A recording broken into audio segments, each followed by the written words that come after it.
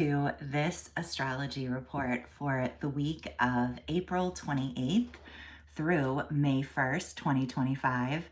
Excuse me, getting my amateur setup all together here.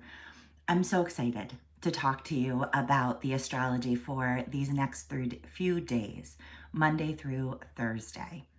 We have had some really intense astrology, really for the last few months. February, March, and April were some of the craziest astrology, some of the craziest astrology I've seen.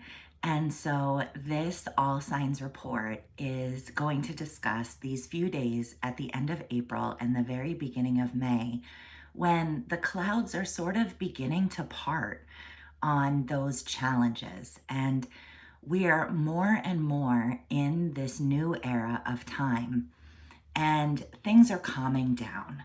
The astrology of May is pretty sweet, and really, it's kind of beginning now. It's this new moon in Taurus, in part, that's helping to get us there. And this new moon, I'm going to circle the moon and the sun here together in Taurus.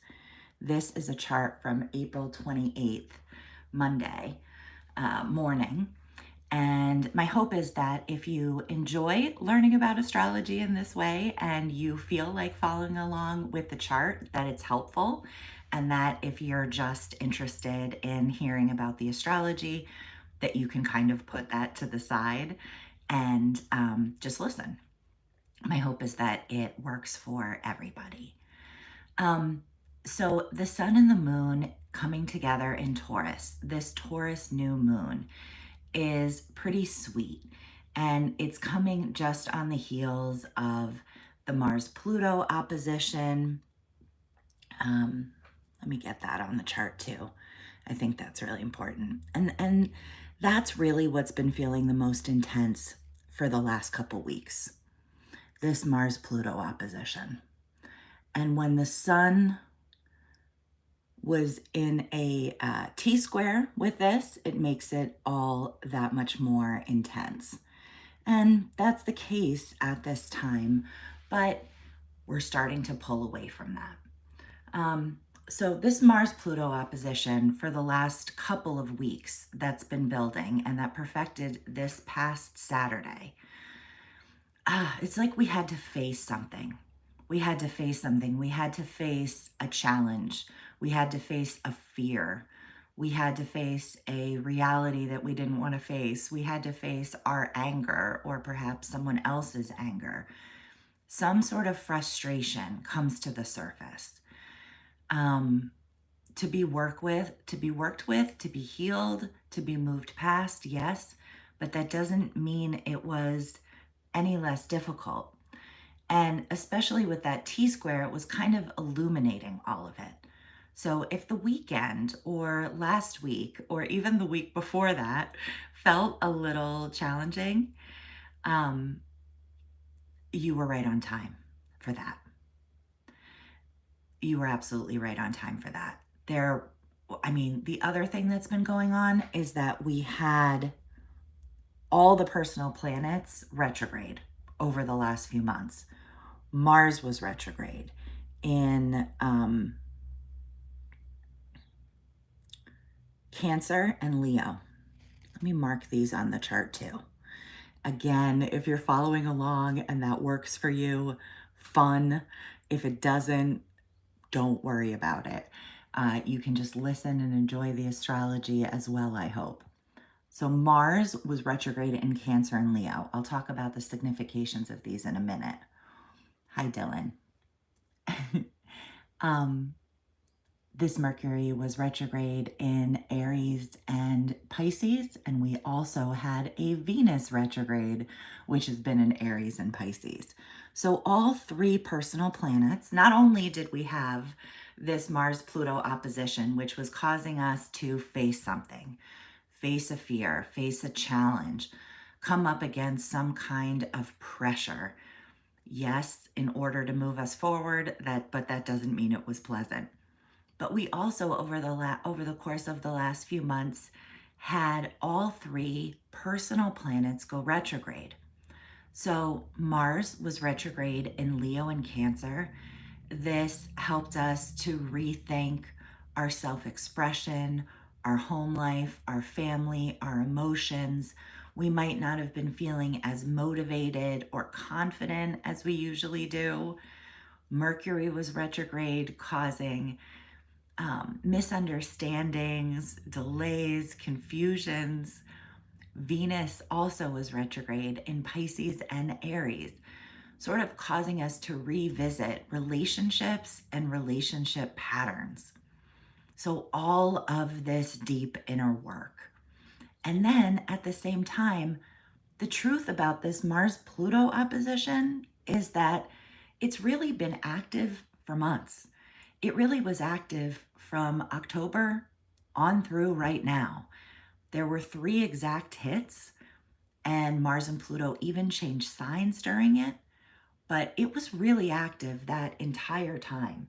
So that's just a background note of sort of tension and pressure and a feeling like you want to do something about it. But then at the same time, we weren't feeling as motivated or confident as usual. So there's just been so much that's been being processed lately. There's just so much that we've been going through. So I actually want to clear this because I just always want to try to keep things as clear in terms of clarity of what I'm talking about as possible. So now what's happening this week is that we have this full moon.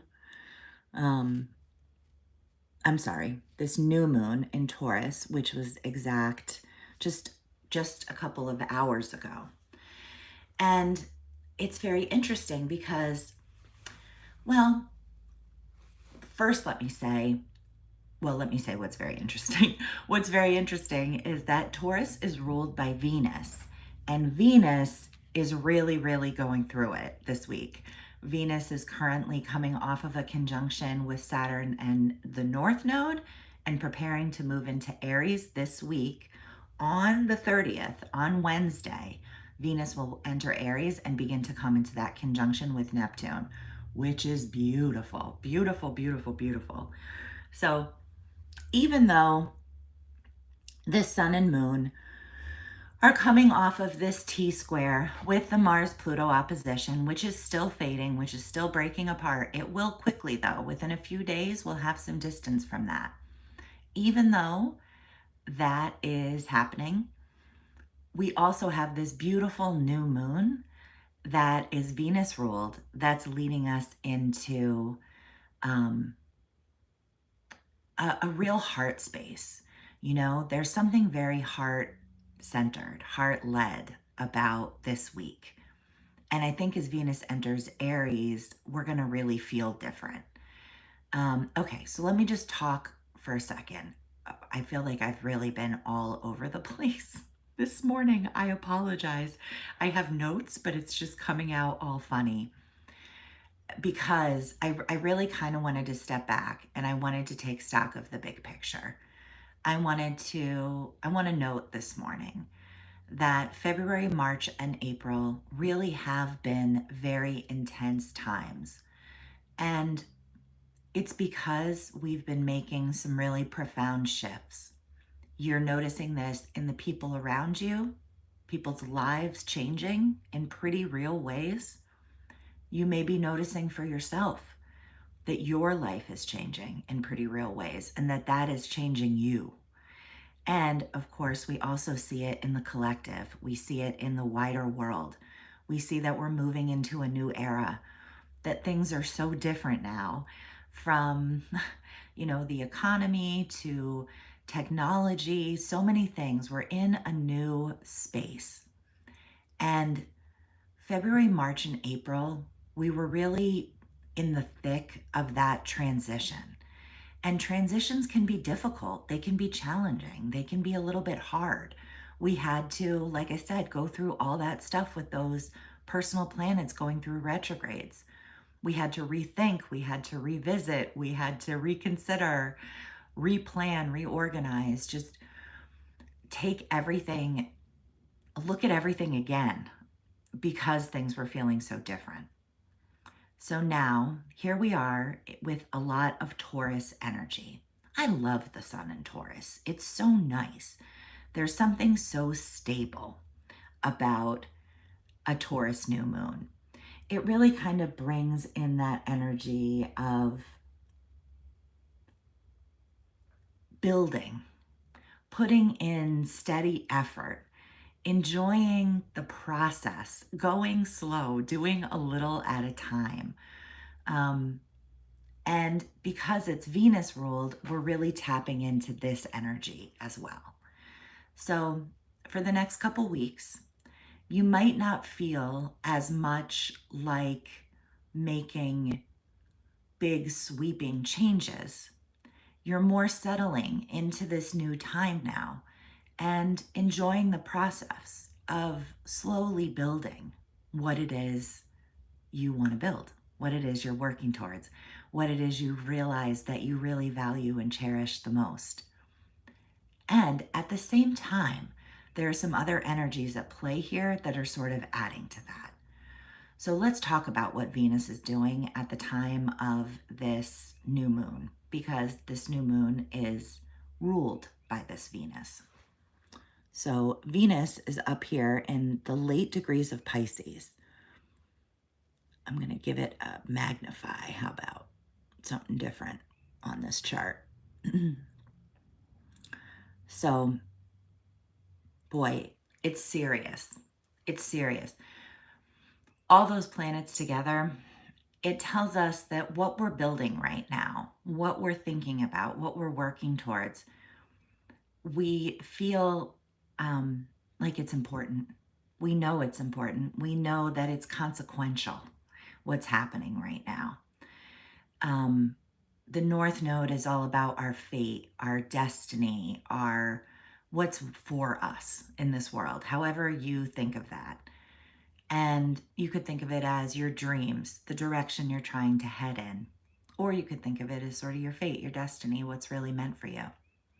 Saturn is super serious and practical and gives us the solid tools that we need to really build something.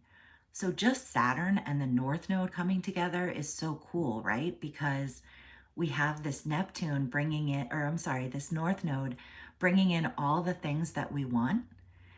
And then we have Saturn making it real, bringing that dream down into reality, like telling us the practical steps that we need to take in order to make it happen. And then lately, the last few days, Venus has been moving over this configuration as well and really stimulating it, helping us to really tap into what we want, our relationships. I think we're taking responsibility right now for our part in the past, in the future. We're aware of what we need to do, when we've done it, when we haven't done it. And I think that we're holding other people responsible too, not to their face necessarily, but there's a way in which people are taking responsibility for what's happened in the past. Like, you might just feel as though that sense of responsibility, you understand sort of where you could have done better, and you understand where other people could have done better. And you're being real and honest about that during this time. And it just shows us, these three planets together, the sort of importance of everything that's being built right now. What's going to happen this week is that this Venus is going to move into Aries. And when Venus moves into Aries, it's a very different feeling. Venus right now is in Pisces, a sign where she is exalted. It's easy for her to be her best self. And she's coming off of this retrograde as well. So we're maybe feeling sort of newly in touch with what we want, more certain than ever about what connects with us, what resonates with us, and what doesn't. And as Venus moves into Aries, we get that push that might be needed to kind of go after it. So Venus has spent a lot of time in Aries this year. Basically, Venus was there for all of February, moving forward. Then in March, Venus was retrograde through Aries and went into Pisces, where Venus is now, and basically spent April there, retrograde and then direct. And now Venus will be in Aries basically for the month of May, traveling direct. Before I get into what that signature feels like, I just want to check in with the comments and say good morning to Miss Tell and say good morning to Liam. And I just want to say, Liam, that jumping in with the astrology and paying attention to these charts, listening to what different astrologers have to say and sort of following along as best you can with the charts is a really great place to start if you're looking to learn how to read a chart. Liam asked, how do you read this chart? So I always wanted to build a channel that helped people to understand astrology better. And a few people have said, oh, I wish that there could be an astrology channel where you just start at the beginning and you explain everything to us. And there are certainly ways to do that with astrology. We can learn the signs of the zodiac, for example. Really learning and understanding all the different signatures as you go through the 12 signs is a great place to start. Usually people have some they know better than others. Then you learn houses and aspects and planets and all of that. But I also think that it's good to just jump in. It's good to just jump in and be following astrology and sort of try to look at the charts as best you can and just know it's a process. We're all learning. I am definitely still learning myself. Whenever you go to an astrology conference, there's always sort of beginning, intermediate, and expert classes and levels of study for different things in astrology. And I always feel really funny signing up for or taking anything at that expert level because astrology is such an unbelievably advanced subject. It's so complicated, literally developed over thousands of years, different parts of the globe in different ways. How could anyone ever feel like an expert? I will always feel intermediate, no matter how much I know, because the more you know, the more you realize you don't know, right? The more questions open up. Anyway, let's get back to the astrology and just say that as Venus moves into Aries, we've been learning so much lately about what we want for this new era. We've been taking actions that are of consequence. We've been holding ourselves responsible and probably understanding where others are really responsible too. And we're entering into this Taurus new moon phase where we're excited to build, to journey, to put in the slow, steady effort to just do it a little bit at a time in a fun way, in a comfortable way. As Venus moves into Aries, we come into touch with our own unique voice even more. Venus in Aries is unique, and she's fine with that. She's independent.